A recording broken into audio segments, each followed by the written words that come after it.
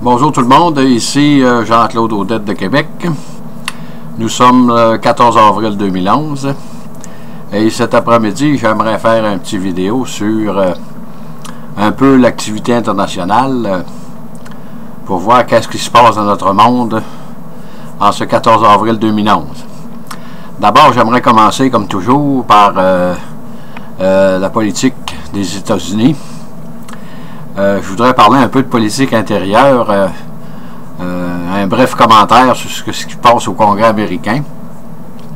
On a vu dernièrement qu'ils se sont chicanés sur l'adoption du budget. Jusqu'à minuit moins une, là, ils ont attendu dans 2 minutes pour régler. Mais quand on regarde qu'est-ce qu'ils ont réglé, on voit que je qualifierais que c'est une insignifiance. Comme on le sait, le budget américain de 3,5 trillions ou 3 trillions et demi ou 3500 milliards de dollars par année. Imaginez-vous, ils ont réussi à couper 35 milliards de dollars. Et ça fait des mois que les sénateurs, les républicains et les démocrates, on dirait, font un chiard avec ça, là.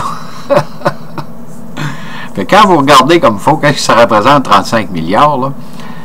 Sur un budget de 3500 milliards, c'est 1% du budget.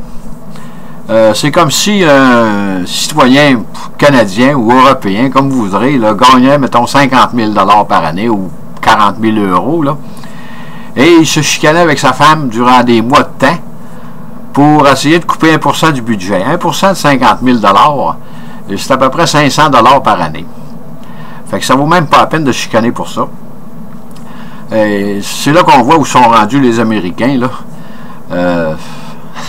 Ils sont dans un gouffre sans fond. Et les seules choses que les sénateurs trouvent à faire, c'est je qualifierais des insignifiances comme ça. Là, ils parlent du debt ceiling, le plafond de la dette. Là, on sait qu'il faudrait qu'il soit haussé, parce que dans les alentours du 15 mai 2011, là, le gouvernement américain n'aura plus d'argent. Là, ils font encore la même chose. Là, ils parlent d'Armageddon, la fin du monde, puis mettez-en. Ils vont faire exactement la même chose. Ils vont se chicaner, ils vont s'astiner jusqu'à la dernière minute, mais ils n'ont pas le choix. Le plafond de la dette, il faut qu'ils l'haussent. S'ils ne l'haussent pas, il n'y a plus rien qui marche aux États-Unis, c'est l'écroulement total. Fait qu'on sait que ils ne sont pas pour l'écroulement de l'économie parce qu'ils sont rendus avec le quantitative easing, ils sont rendus à QE3, puis ça n'a plus de fin cette affaire-là. En plus de ça, j'aimerais apporter une petite parenthèse sur ce qui se passe en Afghanistan avec les drones. Là ils sont rendus qu'ils bombardent le Pakistan avec les drones. C'est sûr que le Pakistan, il y a 160 millions d'habitants là-dedans. En plus de ça, là, ils ont la bombe atomique. Je crois que les Américains, ils jouent un jeu très très dangereux dans cette partie du monde, là, parce que tout le monde, une bonne partie du monde nous avait dit que la guerre de l'Afghanistan, ils ne peuvent pas gagner ça. Les Anglais se sont fait sortir de l'Afghanistan au début du siècle. Les Russes ont trouvé d'abandonner l'Afghanistan dans les années 80. Et les Américains, le temps va trouver de faire la même chose. Mais c'est difficile à comprendre, de s'entêter sur des choses comme ça, qui sont totalement ridicules, et c'est un gaspillage d'argent éhonté. Sur ce, je voudrais parler de la guerre en Libye. Là, on voit que la guerre en Libye, là, ça va faire comme les autres guerres, comme ces partis-là.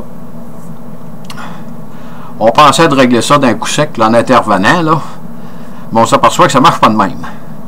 Puis comme je dis souvent, c'est pas en bombardant, en envoyant des bombes sur la tête du monde que vous allez faire des amis, là, vous allez vous faire de nombreux ennemis. Fait que là, ils se demandent s'ils ne devraient pas armer les rebelles. Mais c'est sûr qu'armer les rebelles, c'est pas la solution non plus, parce que la guerre civile va durer plus longtemps. Qu'est-ce qui s'en vient? Là, les Américains, ils se retirent un peu de la Libye. Là, ils se retirent, ils se mettent pas en première ligne de front. Là. C'est sûr qu'ils vont aider les Européens encore. Mais les Américains, ils sont endettés jusqu'au cou, puis ils n'ont plus d'argent. Fait qu'à ce moment-là, c'est bien beau, ça d'imprimer de l'argent, là. Mais là, ils commencent à réaliser que ça commence à être très, très dangereux pour eux autres. Fait qu'à ce moment-là, que feront les Européens? Ça, c'est un jeu très, très risqué. Probablement qu'ils vont être obligés pour régler le problème, ils vont être obligés de prendre de plus en plus de chances pour essayer de se débarrasser de Kadhafi. Fait que s'ils continuent à prendre des chances, plus de chances, à ce moment-là, ils vont faire des dommages collatéraux énormes à travers la population. Et ça va être difficile, ce problème-là va être très, très difficile à régler, parce que quand on prend des armes pour régler un problème, on voit ce que ça donne. On voit ce que ça donnait en Irak, on voit ce que ça donne en Afghanistan. Ce sont des situations qui ne veulent pas se terminer. Ça n'a pas de fin, ces affaires-là. Parce que il y a une animosité dans la population, là, soit envers l'OTAN, soit envers Kadhafi. À ce moment-là, ça fait des guerres civiles, puis ça finit plus. Bon. À ce moment-là, je sais qu'ils ont fait une réunion, là, pour savoir qu'est-ce qu'ils vont faire avec ça. C'est sûr que les Européens sont un petit peu... je ne dirais pas qu'ils sont mal pris, mais si les Américains ne sont plus en avant, en première ligne avec les Européens vont avoir de la misère avec ça, là. Hein? Surtout si, que ce soit les Américains ou les Européens, si vous armez les rebelles, ben, probablement que vous allez être obligé de mettre ce qu'ils appellent des ground troops, là, envoyer des militaires sur le sol, puis Obama a toujours dit qu'il ne fera pas ça. Il est pogné il y en a en Irak des soldats, puis il y en a en Afghanistan, puis il va leur sortir de là. Je pense qu'il en aura envoyé 25 000 quand il a été élu, là, puis il n'y a pas de changement là-dedans. Parce que le Pakistan, c'est bon d'oublier, c'est un très très gros pays. Il y a 160 millions d'habitants dedans. Imaginez-vous les ennemis que les Américains sont faits dans ça. Là, ils commencent à bombarder le Pakistan, là, le long de l'Afghanistan, mais c'est sûr qu'ils se font de nombreux ennemis, là.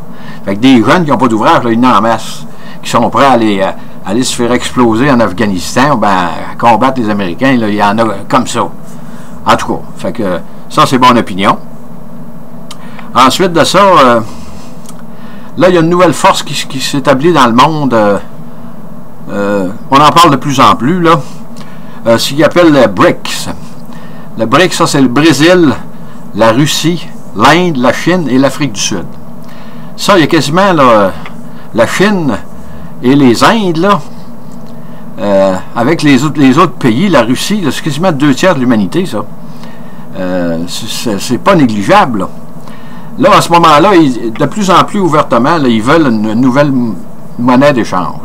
Ils veulent avoir un nouveau world currency.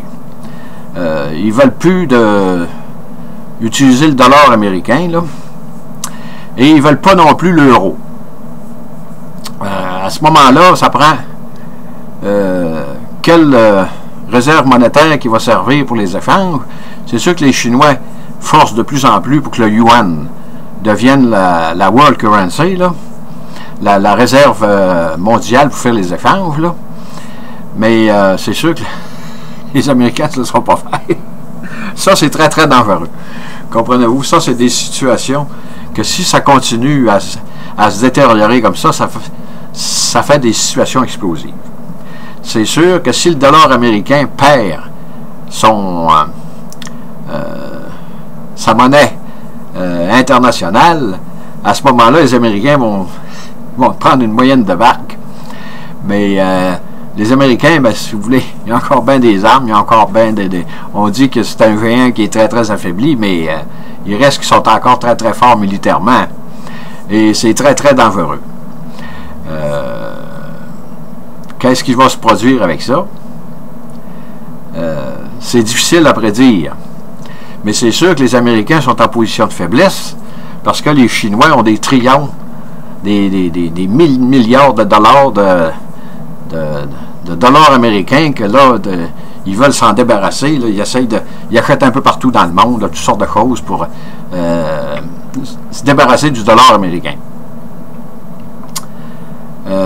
Un autre point que je voudrais apporter aussi, c'est la centrale nucléaire de Fukushima.